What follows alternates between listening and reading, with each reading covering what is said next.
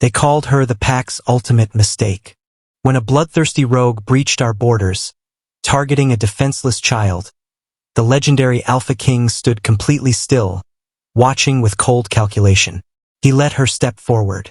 What happened next wasn't just a slaughter. It was a revelation that shattered our entire world. In the brutally hierarchical society of lycanthropes, your worth is measured solely by the shadow your wolf casts under the moonlight. If you are strong, you are revered. If you are weak, you are invisible. And if you are Tiffany Higgins, you are something far worse than invisible. You are a daily source of entertainment. The Silver Pines pack, nestled deep in the unforgiving, frostbitten mountains of western Montana, was not a place for the frail. Tiffany was 22, but in a community where teenagers were already shifting into massive 7-foot beasts capable of snapping a stag's neck, she was a terrifying anomaly. Her wolf was the size of a standard coyote. Her fur was a dusty, washed-out silver that looked as though it were constantly molting. She had been born prematurely to parents who died in a territorial dispute when she was just an infant.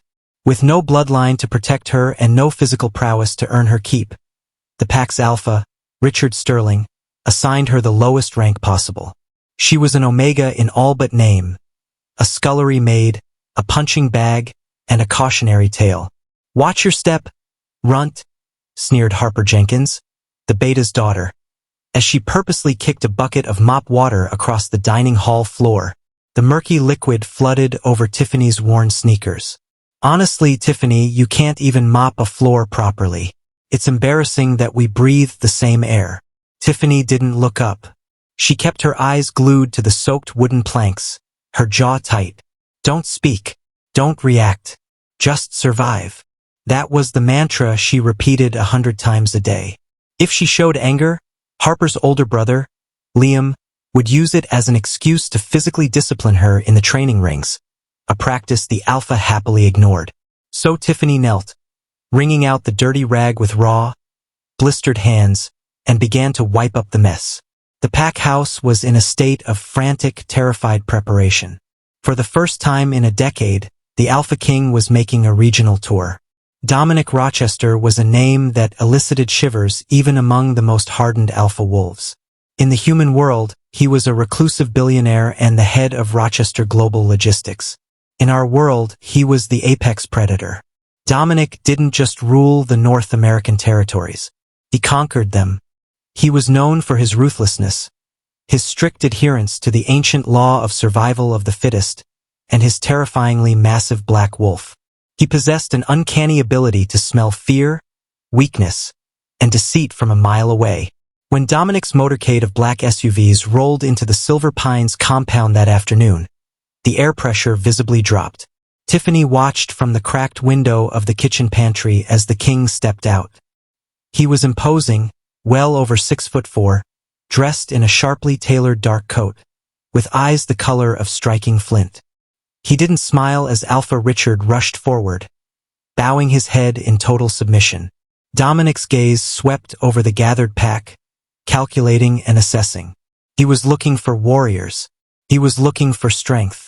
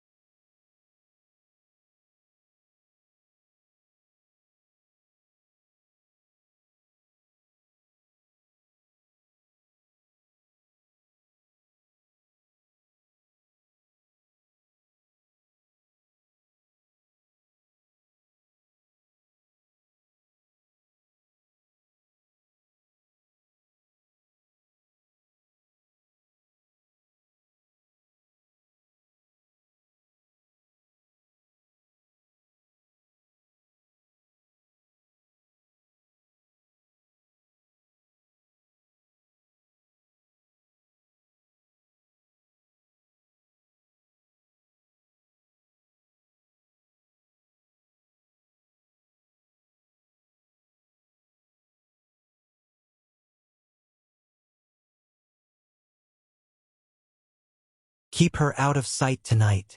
Alpha Richard had hissed to the head cook earlier that morning, pointing a thick finger at Tiffany. If the king sees that pathetic, scrawny mutt wearing our pack scent, he'll think I run a charity ward. She stays in the kitchens. Tiffany was more than happy to comply. She had no desire to be anywhere near Dominic Rochester. The sheer aura of dominance radiating from him was enough to make her weak knees buckle. That evening, the welcoming banquet was held in the grand hall. The sound of clinking glasses, booming laughter, and heavy political posturing drifted into the sweltering kitchens. Tiffany was tasked with scraping the leftover plates and washing the heavy cast-iron serving dishes. It was grueling, back-breaking work. Around midnight, a sharp thirst drove Tiffany to sneak out to the back courtyard for a breath of crisp mountain air and a drink from the old well. She didn't realize the balcony above the courtyard was occupied. Dominic stood in the shadows of the second floor, a crystal glass of bourbon in his hand. He had stepped away from the sycophantic drivel of Alpha Richard to find a moment of peace. From his vantage point, he watched the small, fragile girl in the oversized, stained apron crank the handle of the well. Suddenly, the heavy wooden door to the courtyard burst open. Liam O'Connor, heavily intoxicated and flanked by two of his enforcers, stumbled out. Well, Liam slurred, his eyes locking onto Tiffany. Look who crawled out of the garbage. Tiffany froze, her hands slipping from the wooden crank. Liam, I'm just getting water. You're an eyesore, Tiffany. Liam sneered, closing the distance. He grabbed the bucket she had just hoisted and, with a cruel laugh, tipped it entirely over her head. Freezing, near-glacial water drenched her, soaking her clothes to her skin and plastering her hair to her face. She gasped, her body violently shivering from the sudden shock of the cold. From the balcony, Dominic's flint-colored eyes narrowed. He watched intently.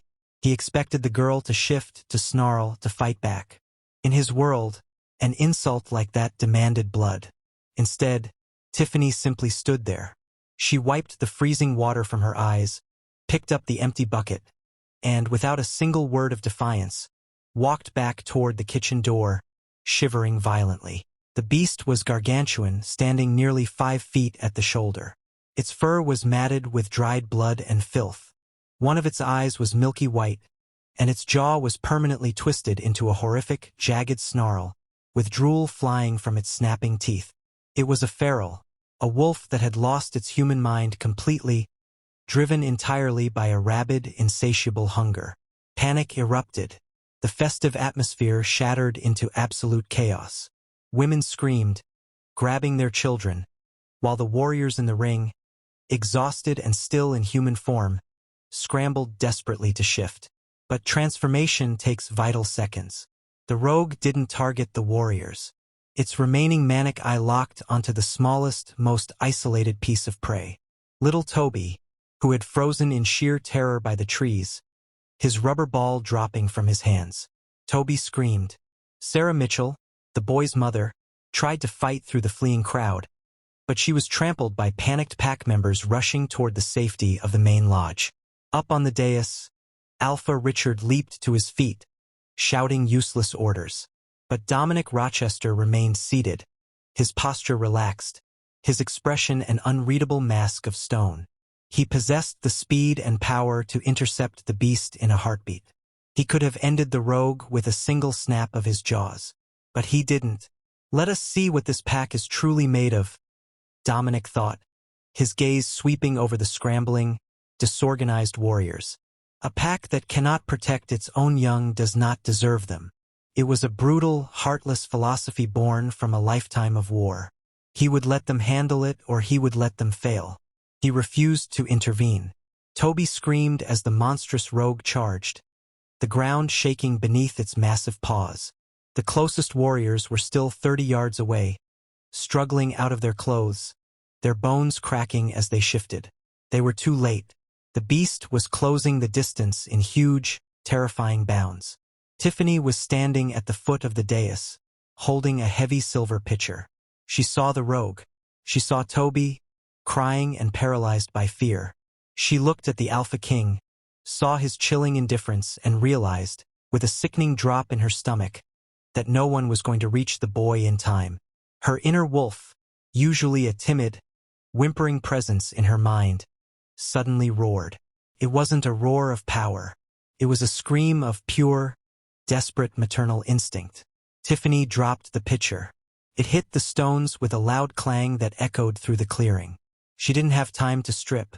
She didn't have time to hesitate. As she broke into a sprint toward the treeline, she threw herself into the shift. Because she was so small, her transition was violently fast. Her clothes shredded as her bones snapped and reshaped in a blur of agonizing pain.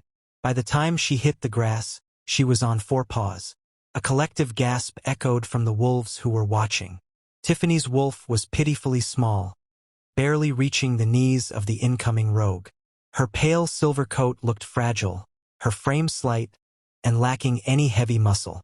She looked like a sacrificial lamb running to the slaughter. "Tiffany, no!" someone shouted from the crowd, not out of care, but out of sheer horror at the guaranteed butchery they were about to witness. The rogue lunged, its jaws opening wide to snap Toby in half. Tiffany hit the beast from the side like a silver bullet. She didn't have the mass to tackle the monster, but she had momentum. She slammed her small body into the rogue's front legs just as it leaped, throwing its center of gravity off.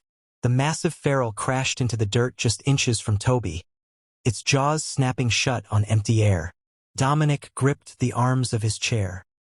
He leaned forward, his flint-colored eyes suddenly snapping to attention. The weak, broken servant girl, who had taken a bucket of freezing water without a fight, had just thrown herself into a suicide mission.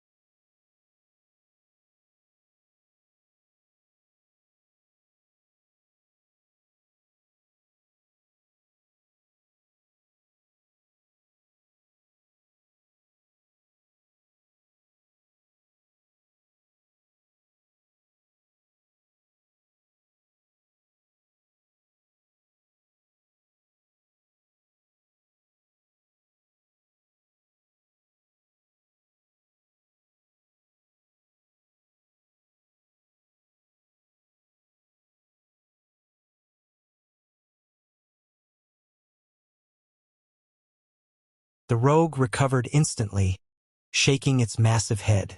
Enraged, it turned its milky eye toward Tiffany. Tiffany stood over Toby, her small body trembling so violently that it was visible from the dais. Her tail was tucked, and her ears were pinned flat in total, overwhelming terror. But she did not retreat. She bared her teeth and let out a snarl that sounded more like a high-pitched screech. The rogue struck. This massive paw swiped out, catching Tiffany in the ribs. The sickening crack of bone was loud enough to silence the screaming crowd. Tiffany was thrown backward, tumbling violently through the dirt and smashing into the trunk of a pine tree. A yelp tore from her throat as she crumpled to the ground, blood instantly staining her silver fur. "Get the boy!" Richard finally bellowed to his shifting warriors. But the rogue wasn't finished. Seeing Tiffany down, it turned back to Toby, moving in for the kill. Tiffany's vision swam. Pain, white-hot and blinding, lanced through her chest. She couldn't breathe. Her ribs were shattered. But through her blurred vision, she saw the monster looming over the crying child. "Get up!" her weak wolf pleaded. "Get up!" With a surge of adrenaline born entirely of desperate love for the boy who gave her dandelion crowns, Tiffany forced herself up. She didn't run this time. She launched herself off the base of the tree. Instead of aiming for the rogue's heavily muscled chest or back, Tiffany used her small size. She dove low, sliding under the beast's guard, and snapped her jaws shut around the rogue's right front ankle, right on the sensitive tendon. The feral howled in agony. It thrashed, trying to shake her off, but Tiffany locked her jaw. She tasted foul, diseased blood, but she clamped down harder, driving her teeth to the bone. The rogue reached down and bit into Tiffany's shoulder, tearing a massive chunk of flesh and fur away. Tiffany screamed, a horrific, gut-wrenching sound, but she refused to let go of the ankle. She was anchoring the beast, keeping it away from Toby. Up on the dais, Dominic stood. The sheer willpower, the raw, unadulterated courage radiating from this tiny, broken Omega was intoxicating. It defied every law of nature upon which he had built his empire. She was outmatched, outweighed, and bleeding out, yet she was holding a monster at bay through sheer refusal to quit. She isn't weak, Dominic's inner wolf rumbled, pacing frantically in his mind. She is a titan in a fragile vessel. Finally, two of the pack's lead warriors, fully shifted, reached the fray. They slammed into the rogue, tearing it away from Tiffany and Toby. The feral stood no chance against two fresh, heavily trained fighters. Within seconds, the beast's neck was snapped. The threat was over. But Tiffany lay completely still in the dirt, a pool of dark red spreading rapidly beneath her pale, shredded body. Dominic didn't realize he had moved until he was standing over her. The clearing was deathly silent, save for the ragged, bubbling breaths escaping Tiffany's shattered body and the frantic sobbing of little Toby's mother, who had finally broken through the crowd to clutch her unharmed son. Alpha Richard jogged over, his face flushed with the exertion of shouting useless orders. He looked down at Tiffany's bleeding silver wolf with a mixture of relief and deep annoyance. "Get a cleanup crew out here," Richard barked to his beta, waving a dismissive hand at Tiffany. "And someone drag that carcass to the incinerator. A tragic loss of a servant, Your Majesty," he added, turning to Dominic with a diplomatically practiced frown. "But the cub is safe. As you can see, our warriors handled the threat." Dominic did not look at Richard. He didn't even acknowledge that the Alpha had spoken. The king was staring down at the small, mangled wolf lying in the dirt. For the first time, Dominic's ironclad composure fractured. As the coppery stench of the rogue's blood began to clear from the mountain breeze, a new scent drifted up from the broken girl at his feet. Earlier in the courtyard, her scent had been masked by the freezing well water, the bleach from her cleaning supplies, and her own crushing terror. Now, heavily laced with adrenaline and the raw essence of her fighting spirit, her true scent hit him like a physical blow to the chest. It was white jasmine and rain-soaked earth. Dominic's pupils dilated, his irises flashing entirely black as his inner beast clawed its way to the surface of his mind, howling a single earth-shattering word. Mate! This broken, battered, fiercely brave creature was his fated equal. The universe had not paired him with a hulking warrior or a politically advantageous princess. It had given him a silver-furred scullery maid who possessed more courage in her shattered rib cage than his entire royal guard combined. "Your Majesty?" Richard asked, stepping closer, confused by the king's sudden rigidity. "We should return to the lodge." "Silence." Dominic's voice wasn't a shout, but a low, guttural vibration that rolled through the clearing like a seismic shockwave. Several wolves immediately dropped to their knees, clutching their throats as the king's raw alpha aura crushed the oxygen from the air. Dominic stripped off his custom-tailored suit jacket and knelt in the blood-soaked dirt. He didn't care about the ruin of his clothes or the absolute shock of the hundreds of onlookers. He gently wrapped his coat around Tiffany's trembling silver form. "Silas!" Dominic roared over his shoulder. Instantly, Dr. Silas Montgomery, the chief medical officer for Rochester Global Logistics and the highest-ranking physician in the Werewolf High Council, sprinted from the royal entourage medical bag in hand. Massive blunt force trauma to the thorax, potential pneumothorax, and deep tissue lacerations on the right shoulder. Dr. Montgomery assessed rapidly, his hands glowing faintly with the healing energy unique to high-level Lycan medics. "Her heart rate is crashing. Dominic, we need her in the mobile ICU immediately. Do not let her die, Silas." That is an absolute command. Dominic growled as he lifted Tiffany into his arms. Even in her wolf form, she weighed almost nothing. Sickened him. Liam O'Connor, standing at the edge of the crowd, went entirely pale. The beer he was holding slipped from his fingers, shattering on the rocks. He watched the Alpha King, the most dangerous man on the continent, cradle the girl he had publicly humiliated and physically tortured for years. "King Dominic?" Richard stammered, panic finally bleeding into his voice as he realized the magnitude of what was happening. "She is just an Omega. We have our own pack healers." Dominic paused. He turned his head slowly. Tiffany woke to the rhythmic, synthetic beeping of a heart monitor. She wasn't in the damp, drafty basement of the pack house. She was lying on a mattress softer than anything she had ever felt, wrapped in heated, sterile blankets. The air smelled of medical antiseptic and, overwhelmingly, of cedarwood and sharp winter air, a scent that made her weak inner wolf purr with sudden, intoxicating comfort. She blinked at the dull ache in her chest. She was back in human form, heavily bandaged. Seated in a leather chair beside the bed was Dominic Rochester. He looked exhausted, his dress shirt stained with dried blood. Her blood. When he saw her eyes flutter open, the tension lining his jaw instantly dissolved. "Don't try to sit up," Dominic said, his voice surprisingly gentle, a stark contrast to the monster the world knew him to be. "You have 3 surgically repaired ribs and 50 stitches in your shoulder." Tiffany stared at him, her mind struggling to process reality. "The boy," she rasped, her throat incredibly dry. "Toby, he is unharmed. Thanks entirely to you." Dominic poured a glass of water, gently supporting the back of her head as he brought the rim to her cracked lips. "Why am I here?" Tiffany whispered, shrinking back against the pillows. "Alpha Richard will be furious. I have chores." Dominic's expression darkened, a shadow passing over his sharp features. "Richard Sterling no longer gives you orders. You are under my absolute protection, Tiffany. You are my mate." The word hung in the air, heavy, impossible. Tiffany shook her head. No, that's a mistake. I'm a runt. I'm broken. You are nothing of the sort." A new voice interrupted them. Dr. Silas Montgomery stepped into the mobile ICU suite, holding a sleek digital tablet. He looked at Tiffany with a mixture of professional intrigue and deep sympathy. "Tiffany," Dr. Montgomery began, "when we brought you in, I ran a full genetic and toxicology blood panel.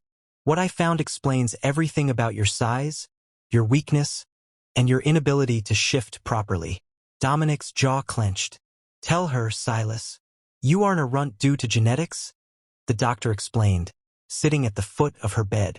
"Your blood work revealed massive chronic exposure to Aconitum napellus, monkshood, or highly refined wolfsbane. You have been systematically poisoned in microdoses for almost your entire life. It stunted your wolf's growth and severely compromised your immune system." Tiffany's breath hitched. "Poisoned? But who?" Dominic leaned forward, his eyes burning with a cold, terrifying fire. "We cross-referenced your genetic markers with the High Council's registry. Your parents didn't die in a random territorial dispute. Tiffany, they were Jonathan and Evelyn Higgins, the rightful ruling alphas of the Silver Pines Pack 22 years ago. Richard was their beta. He staged a coup, murdered your parents, and stole the alpha title. But he couldn't kill you, the true heir, without drawing the suspicion of the king's court. So he kept you alive, fed you wolfsbane through the pack kitchens to keep you weak, and allowed his inner circle to mock you so no one would ever suspect you were royalty." The revelation crashed over Tiffany like the freezing water from the well. The years of abuse, the aching joints, the pathetic size of her wolf. It wasn't a curse of nature. It was theft. "You didn't face that rogue as a weak Omega," Dominic said, reaching out to gently trace the unbruised line of her jaw. "You faced it as the true, unyielding alpha of this territory. And you did it while severely poisoned. You are the strongest creature I have ever met." Tears, hot and fast, spilled down Tiffany's cheeks. For the first time in her life, the crushing weight of shame lifted, replaced by a searing, undeniable spark of righteous anger. 2 days later, the king held court. The entirety of the Silver Pines pack was summoned to the Grand Hall. The atmosphere was suffocating. Flanked by his elite royal guard, Dominic stood at the dais. The double doors opened. A collective gasp rippled through the crowd. Tiffany walked in. She was pale, leaning heavily on a silver-tipped cane. But she stood tall. She wore a tailored black dress provided by the king's staff, and around her neck, clear for every wolf to see, was the dark, bruised mark of the king's claim. The mate bond had accelerated her healing tenfold, purging the last traces of the wolfsbane from her system. Her eyes, once downcast and defeated, now burned with the silver ring of true alpha dominance. Dominic stepped down from the dais and offered her his arm, guiding her to stand beside him. "Richard Sterling," Dominic called. The alpha, trembling and sweating through his suit, was shoved forward by 2 royal guards alongside a sobbing Liam O'Connor and his sister, Harper. Dominic did not shout. He didn't need to. He meticulously laid out the evidence, the blood panels, the toxicology reports, and the archived genetic registry. He exposed 20 years of treason, torture, and theft. "By the ancient laws of our kind," Dominic declared, his voice ringing with absolute finality, "treason against a rightful bloodline is punishable by death. To systematically torture the fated mate of the king is an act of war." Richard fell to his knees, begging. Liam openly wept, pleading for mercy from the girl he had tormented just days before. Tiffany looked down at them. She felt the heavy, expectant gaze of the king beside her. Dominic was giving her the power. He was placing the executioner's blade in her hands to use as she wished. "I spent my entire life shivering in the dirt because of your greed, Richard," Tiffany said, her voice steady as it echoed through the silent hall. "You taught this pack that cruelty is strength. You were wrong." She turned to Dominic. "I don't want their blood on my hands. Stripping them of their wolves and banishing them to the human world as rogues is a far worse punishment for people who value only power." Dominic's lips curved into a proud, dangerous smile. "As my queen decrees." The transition was swift. With the Sterling family banished and their wolf spirits severed by the High Council's magic, Tiffany reclaimed her birthright. She didn't remain in Montana. She took her place at Dominic's side in the High Court, learning to lead not with fear, but with the same unyielding, protective empathy she had shown in the forest. Under Dominic's protection and top-tier medical care, her wolf finally grew, shedding its stunted frame to reveal a breathtaking, luminous silver coat that rivaled the king's own shadow. In the end, the Silver Pines pack learned that true dominance isn't measured by the size of the beast, but by the ferocity of the heart. Tiffany, once mocked as a broken Omega, became the most revered queen in North American history. Her story remains a testament to the fact that the most unyielding strength is often found in the very people society carelessly throws away.